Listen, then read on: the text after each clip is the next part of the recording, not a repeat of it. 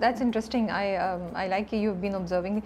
I see that बहुत से actors आते हैं, तो क्या नए एक्टर्स पे ये प्रेशर होता है, या आप ये प्रेशर फील करती हैं कि या मुझे एक ख़ास किस्म के I have to be careful कि मैं कौन से रोल करूँ, किस तरह के रोल करूँ, I have to be careful कि या सिलेक्टिव कि मेरे स्क्रीन प्रेजेंस कितनी हो कितनी नहीं हो, ये फैक्टर्स हैं रोल सिलेक्शन में जब नया नया आप करियर शुरू करते हैं? आपके लिए थे? नहीं, मेरे लिए अभी भी नहीं है. अभी भी a lot of times I say no to lead roles to do the supporting characters. Oh really? Wow. Yeah. क्यों? Because I like them better. Okay. And I feel कि वो कम problematic हैं या नहीं है problematic.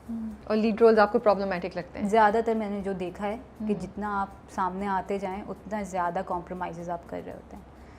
तो वहाँ पे मेरी सिलेक्शन है कि मैं किस किस्म का काम करना चाह रही हूँ. और ये आपने बड़ी इंटरेस्टिंग बात बोली. आप कहीं जितना आप मेन लीड पे आएंगे आपको कॉम्प्रोमाइज़ अपने कैरेक्टर या अपनी परफॉर्मेंस या जो भी कॉन्सेप्ट है उस पर, बट ज़्यादा आप सामने आते हैं तो आपकी ज़्यादा सही नहीं होती बिकॉज आप लीड पे कर रहे होते हैं, लोग सुनते हैं. मैं ये सोचती थी जो लिखा गया जैसा लिखा गया वो तो आपको करना है ना. बट उसमें कोई चीज़ गलत है तो आप करा सकते हैं, यू द लीड. मतलब आप उसमें कितना देखें, उसमें भी आपको देखना पड़ता है कि आपके डायरेक्टर कौन है और क्या वो इस बात के लिए तैयार हैं कि आप उनसे डिस्कशन करें और आप स्क्रिप्ट में चेंजेस डिमांड करें.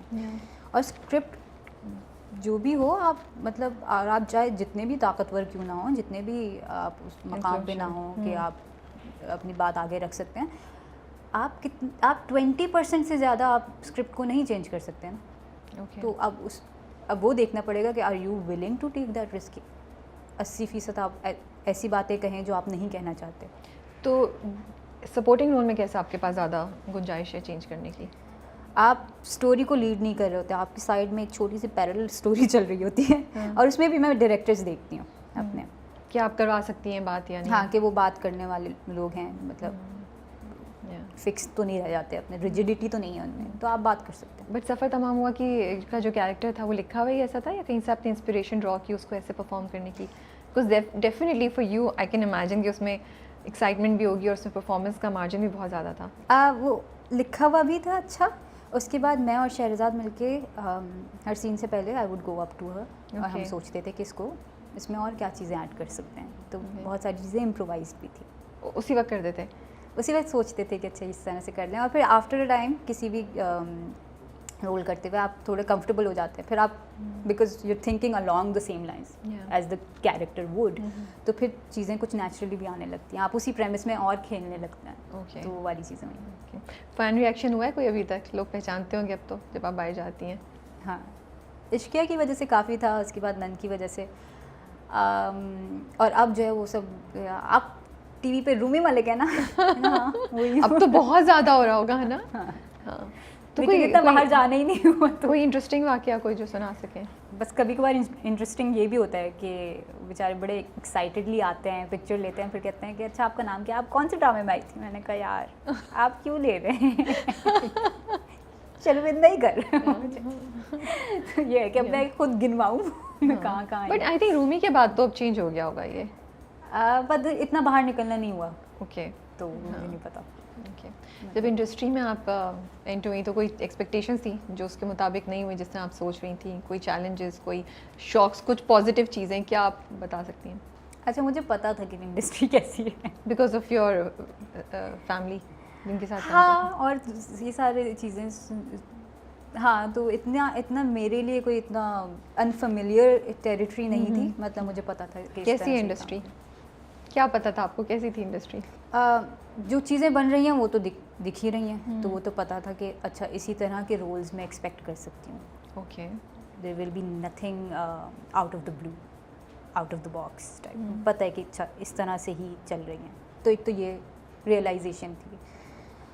तो मेरी कोई वो वाली एक्सपेक्टेशंस नहीं थी कि मैं खैर हूँ भी नहीं, लेकिन कि मेरिल स्ट्रीप जिस तरह के कैरेक्टर्स करती है मैं मुझे वो मिलेंगे, मतलब नहीं है इस तरह की चीज़ें. तो ये एक आइडिया था. दूसरा मुझे पता था कि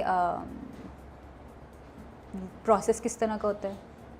पता है कि अच्छा रिहर्सल्स इस तरह से नहीं होती हैं, उसका इतना डेडिकेटेड टाइम नहीं होता. ओके. वर्क एथिक भी हमारा काफ़ी बुरा है.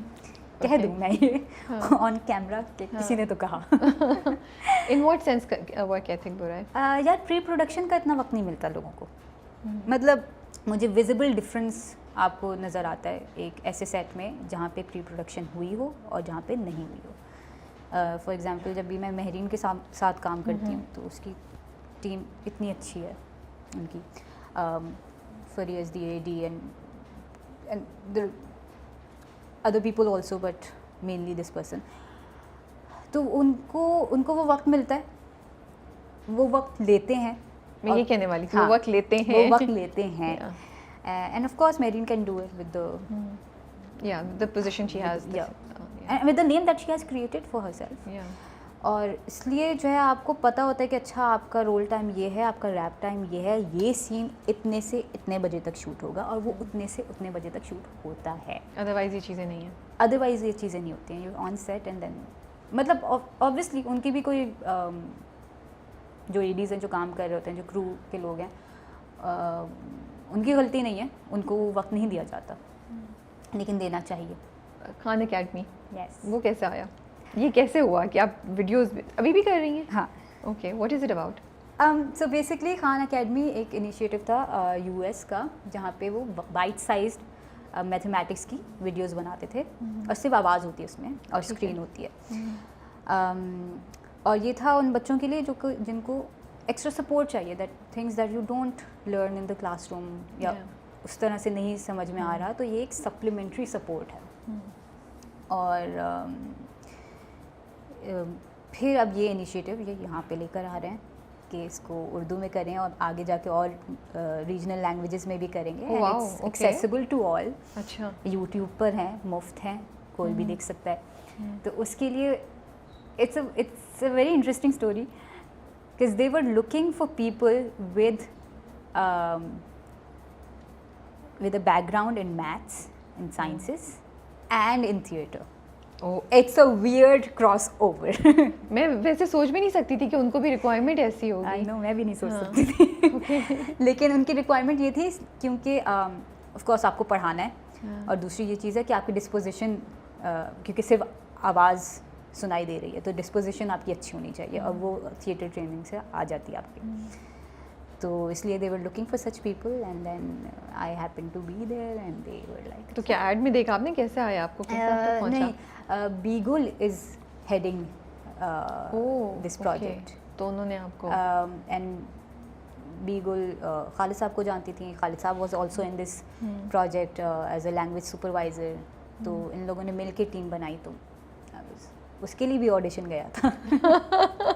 वॉइस ऑडिशन गया था।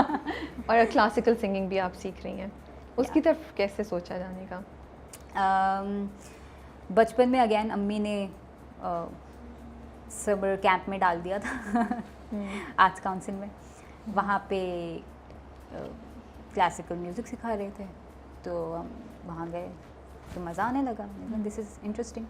फिर मैंने कुछ साल और सीखा। फिर मैं जब नस चली गई तब नहीं सीखा मैंने। जब मैं वापस आई तो खालिद साहब सीख रहे थे,